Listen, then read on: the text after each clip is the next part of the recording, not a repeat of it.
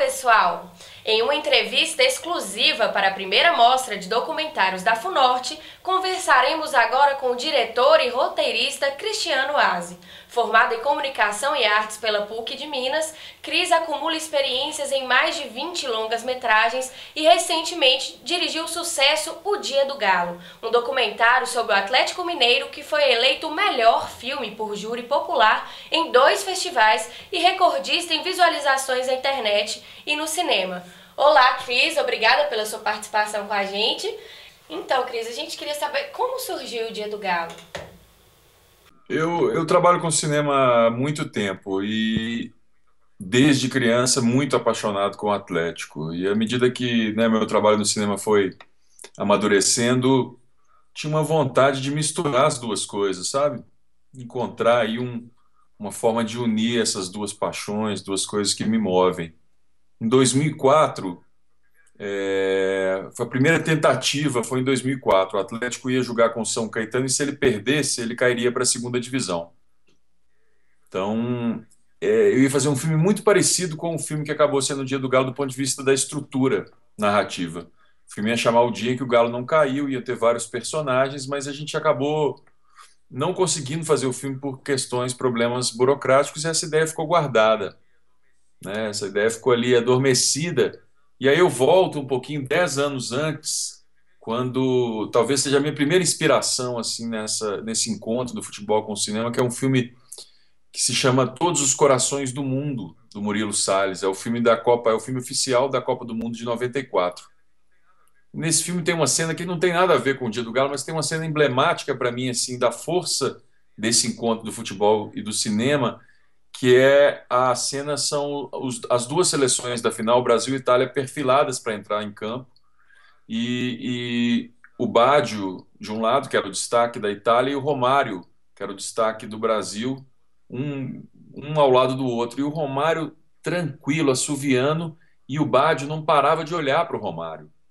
Então, o que parecia uma coisa muito delicada, assim, para mim representou um pouco a síntese quão podia ser interessante misturar as duas coisas, né? Eu acho que o futebol ele tem uma estrutura muito parecida com a estrutura do roteiro, né? Quando eu falo roteiro, aí eu falo do roteiro clássico americano, né? Inspirado na estrutura grega, né? Do primeiro, segundo, terceiro ato, da apresentação do personagem, do conflito, dos obstáculos, né? Do clímax. Eu acho que tem muitas semelhanças assim entre as duas narrativas. E aí, bom, essa ideia ficou adormecida. Quando começa a Libertadores, o time começa muito bem. Eu fico com essa ideia latente até que quando ganha do São Paulo nas oitavas de final, de 4-1 no Independência, eu decidi que era hora de retomar o projeto. E aí, nesse momento, eu convido uma série de parceiros, né, especialmente duas produtoras aqui de Belo Horizonte, que são meus parceiros, que é a Alicate e a Nitro, que tem uma série de realizadores, artistas do audiovisual, jornalistas, fotógrafos. Conto minha ideia e, a partir desse momento, a gente começa a construir junto o filme, já com algumas premissas bem claras. Né, o documentário tem uma coisa acidental, né, de improviso, mas a gente tinha alguns pontos de partida. A minha ideia era, só faríamos o filme se o Atlético chegasse na final, né, então seria mesmo, já tinha até inclusive nome, era o Dia do Galo, e o outro era que a gente filmaria a torcida e não o jogo, né? A gente inverteria essa lógica do protagonismo, dando protagonismo para a torcida, e a partir desse momento a gente começa então a pesquisar os personagens, ainda os parceiros, ainda alguns muito reticentes em função, né, de um histórico longo do Atlético de perder muito próximo, né, nas semifinais, finais, mas era preciso acreditar, do mesmo jeito que a torcida tinha o jargão do eu acredito, a gente precisava acreditar que o Atlético chegaria para poder dar tempo de preparar toda a logística, pesquisar os personagens, né?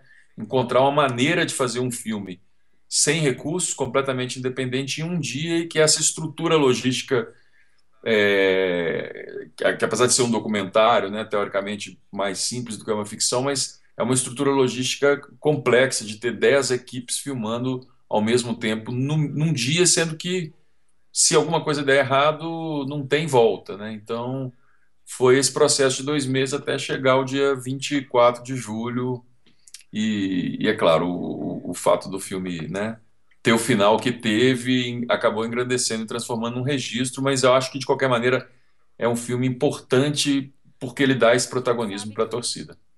Cris, a gente sabe que o Dia do Galo ele foi recorde de público em Minas e em vários outros estados, né? E chegou a estrear até na Bélgica. Esse sucesso já era esperado por você e por sua equipe? O que aconteceu, na verdade, que indicou para a gente que o filme tinha um potencial enorme com o público foi que a gente filmou em julho de 2013 e em dezembro o Atlético ia jogar com o Mundial em Marrocos, que acabou sendo uma tragédia. Mas um pouco antes do Mundial, uma semana antes, a gente resolveu lançar uma versão curta na internet, como uma espécie de estímulo, né, para o time, né? Existia até uma possibilidade que o filme fosse ali um vídeo motivador para os jogadores. E aí a gente lançou sem nenhuma estratégia também nas redes sociais, né? Como seguindo as cartilhas das redes sociais, a gente lançou e a coisa tomou uma proporção enorme. Assim, a gente dormiu, a gente postou, dormiu, acordou com 5.000 views, chegou, foi almoçar, tinha 10.000 views, e aí ia jantar 20.000, de repente tinha chegado em 100.000 views, assim, de uma maneira muito rápida. É, e aí tomou uma proporção maior do que a gente imaginava, né? Mas a ideia inicial sempre foi um longa. Então a gente depois gastou ainda, né? Ficou quase um ano e meio na montagem desse longa e depois apresentou em alguns festivais e a reação, a primeira sessão, por exemplo, foi no Cinefute, num festival voltado, né, especificamente para filmes de futebol e na sessão em Belo Horizonte ela aconteceu no Belas Artes, uma sessão gratuita que aconteceria às 9h30 da noite. A gente chegou por volta de 7h30, chegou bem antes. Quando a gente chegou, a gente toma um susto de ver a Rua Gonçalves Dias, ali perto da Praça da Liberdade, há uma fila enorme virando, dando volta embaixo na Rua Bias Fortes. Gente que já estava ali desde a hora do almoço, esperando para ver. Então existia uma ansiedade que a gente não descobria. E a sessão foi catártica, muita gente chorando. A gente não tinha, por exemplo, uma distribuidora, a gente começou a conversar com alguns distribuidores que não se interessaram pelo filme, alguns exibidores também, e a gente, numa atitude assim, de novo, do eu acredito, a gente, por exemplo, eu peguei a minha empresa, transformei ela em distribuidora, né, tanto na Ancine, que é a agência que regulamenta o cinema, quanto no KINAI, né, mudando ali o meu contrato social para poder fazer a distribuição, e a gente fez uma distribuição própria, independente, correndo muitos riscos e certeza mesmo que a coisa ia tomar essa proporção foi quando, na estreia, no dia 23 de julho, cada um de nós, dos membros, né, da produção, da distribuição, cada um foi para um cinema de Belo Horizonte. E aí a gente foi chegando em cada um em um cinema e vendo as plaquinhas de o dia do Galo esgotado, fila. E aí um vai começa a mandar para o outro WhatsApp e de repente todas as salas estavam esgotadas, com os ingressos esgotados. E aí, do ponto de vista de comunicação, eu tenho a impressão que para a gente também foi uma escola, porque a gente não tinha as mídias tradicionais. A gente não tinha, por exemplo, uma coisa que eu acho que era impensada há um tempo atrás, impensável há um tempo atrás, que era a gente não tinha. A Rede Globo resolveu não divulgar o filme, por uma decisão editorial. Né? Estou falando isso porque né, isso é uma universidade, eu acho que é uma discussão importante. Por quê? Porque o filme tinha, de alguma forma, dava uma ênfase à Itatiaia, porque o Caixa, o narrador, que é um dos personagens, é da Itatiaia. Então a Globo tomou uma decisão de não cobrir. E se você pensar um tempo atrás, essa decisão significaria talvez que o filme não existisse, porque né, a Rede Globo avaliza, né, os projetos de alguma forma. E só que as redes sociais hoje têm uma força enorme. E a coisa tomou uma proporção muito grande nas redes sociais, maior do que a gente estava preparado, maior do que a gente suportava de responder, de acompanhar, de twittar, e tomou uma proporção que os próprios torcedores e espectadores passaram a ser os nossos divulgadores. Aí a coisa explodiu, vamos dizer assim, e foi uma experiência inacreditável. Por exemplo, a gente chegava no cinema, estava passando Minions, não lembro agora os outros filmes americanos, mas grandes filmes, e a gente via assim a relação do tamanho das filas era inacreditável.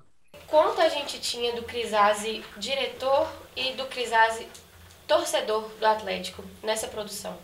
Não se faz essa, não é possível fazer essa distinção. Acho que está tudo bem misturado, sabe? Luiz Felipe Fernandes, por exemplo, que é meu parceiro co-diretor, que é uma das pessoas que eu convidei para participar do projeto, e ele abraçou de uma forma tão grande durante o processo, eu convidei ele para assinar a direção do filme comigo.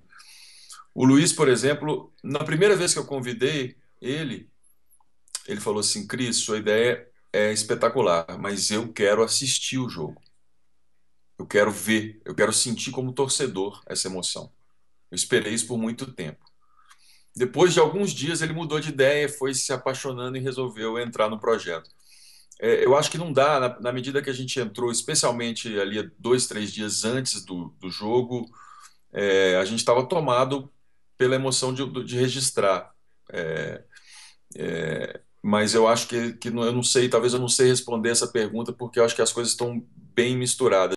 Agora, tem uma outra coisa curiosa nessa pergunta sua, que o próprio Luiz Felipe, que faz para mim uma câmera muito precisa, que é a câmera do sambista, do Lucas Feinblas, né, que é talvez o personagem que fica mais emotivo no filme, ele, no final, ele não resiste, o Luiz, como câmera, torcedor, diretor, ali naquele momento, né, a gente tinha um protocolo definido que as câmeras não virariam nunca para o jogo, né? A gente estaria sempre com os personagens, independente do que acontecesse. Ele não aguenta, ele vai. E quando eu vi o material na ilha, a primeira reação minha era de raiva. Falei, Luiz, a gente combinou outra coisa. E depois eu fui ver a beleza daquilo, porque era um diretor, um artista atleticano que naquele momento resolveu entregar o seu olhar à sua emoção, sabe? Então, eu acho que essa divisão entre torcida e realização, ela está muito presente no filme, como as câmeras se comportam, a própria, sabe, assim, a própria vida que tem as câmeras é um pouco a vida ali do que os realizadores estão sentindo naquele momento. Então, muito obrigada ao Cris Azzi pela entrevista concedida à nossa primeira mostra de documentários da FUNORTE e muito obrigada à presença de todos os acadêmicos que participaram dessa atividade conosco. Até a próxima!